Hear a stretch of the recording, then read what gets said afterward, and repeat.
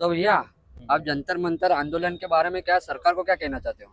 आज हम लोग पिछले 3 दिन से हम लोग जंतर मंतर में जो आंदोलन चल रहा था उसी के संबंध में जो नीट का पेपर लीक हुआ उसी को लेकर हम लोग पिछले 3 दिन से लगातार सारंगी से हमारी यात्रा शुरू हुई।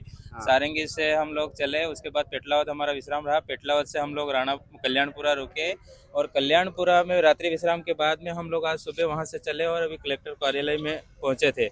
यहाँ जो जंतर मंतर में हमारे देश के बच्चों के साथ में गलत हुआ, जो पेपर लीक हुआ और पूरे देश में इसके विरुद्ध में जो आंदोलन खड़ा हुआ उसके समर्थन में हम लोग कलेक्टर कार्यालय में ज्ञापन देने आए थे। अच्छा, तो दे दिया है ज्ञापन? हमने ज्ञापन दे दिया है। छात्रों के हित में जो भी हमारी मांग थी कि इस देश का जो व्यवस्था है उस व्यवस्था में सुधार हो, इस देश का जो शिक्षा मंत्री है धर्मेंद्र प्रधान वो इस्तीफा दे और इस देश की जो शिक्षा व्यवस्था है उसमें सुधार हो और जो 22 बच्चों ने आत्महत्या करी है उन बच्चों को उचित मुआवजा मिले और आने वाले समय में शिक्षा की व्यवस्था में सुधार हो, इसको लेकर हमने कलेक्टर के माध्यम से ज्ञापन दिया है। अब क्यों भैया, आप जंतर मंतर आंदोलन के बारे में सरकार को क्या बोलना चाहते हो? मैं यही बोलना चाहता हूँ भैया कि जो भी हो रहा है बहुत गलत हो रहा है, क्योंकि ये बच्चों के साथ बहुत गलत अन्याय हो रहा है। बच्चों के ऊपर लाठीचार्ज हो रहे हैं, जबकि बच्चे जो है वो देश का भविष्य, हमें उनकी बातें सुननी चाहिए। और ये नीट की एग्ज़ाम भैया मैंने भी दी है, मुझे पता है कि एक बच्चा कितनी मेहनत करता है, उसके बाद अगर उसे उसकी फल नहीं मिले और वो सुसाइड करता है तो बहुत गलत चीज़ है। इसके लिए धर्मेंद्र प्रधान को इस्तीफा देना चाहिए।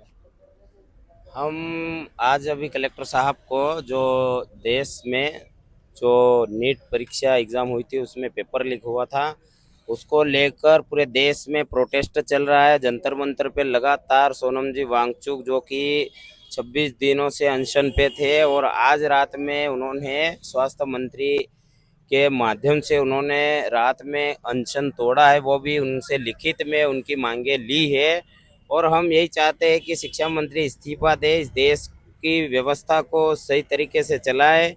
इस देश में लोकतंत्र है, इस देश में संविधान है, इस देश में राजशाही नहीं है, इस देश में मनमानी नहीं चलती है। ये देश पब्लिक से चलता है, जनता से चलता है और जनता की आवाज़ दबाने की बजाय जनता की आवाज़ को सुनना चाहिए और जनता का समर्थन करना चाहिए सरकार को।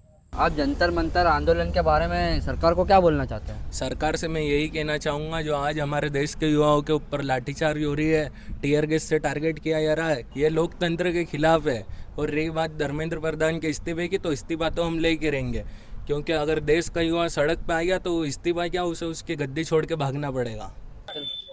तो भैया, आप जंतर मंतर आंदोलन के बारे में सरकार को क्या कहना चाहते हो? मैं सरकार को यही कहना चाहूँगा कि एक छोटे बच्चे को जो डायपर पहनाया जाता है उसमें से वॉशरूम लीक नहीं होती है, लेकिन सरकार के जो परीक्षा के जो बच्चों के पेपर है वो लीक हो जाते हैं। तो मैं आपके मीडिया के माध्यम से सरकार तक यही संदेश देना चाहूँगा कि जो वर्तमान सरकार है वो एक डायपर से भी गई बीती सरकार है। देखो, इस्तीफा तो स्वैच्छिक उनको दे देना चाहिए। 22 लगभग स्टूडेंट ने आत्महत्या करी है, तो ये कोई बहुत छोटी बात नहीं है। और रही दूसरी बात, तो लगातार वहाँ पर उस दिन भी लाठीचार्ज हुआ 20-22 तारीख को, तो वहाँ पर भी बहुत सारे स्टूडेंट घायल हुए हैं और एक छात्रा और एक छात्र की शायद मौत भी हुई, ऐसे खबर आ रही है। तो ये बहुत निंदनीय है और सरकार को इनको संज्ञान में लेकर इस पे सरकार को इस्तीफा दिलवाना चाहिए। तो दोस्तों, आप कमेंट में बताओ सरकार को क्या कहना चाहते हो।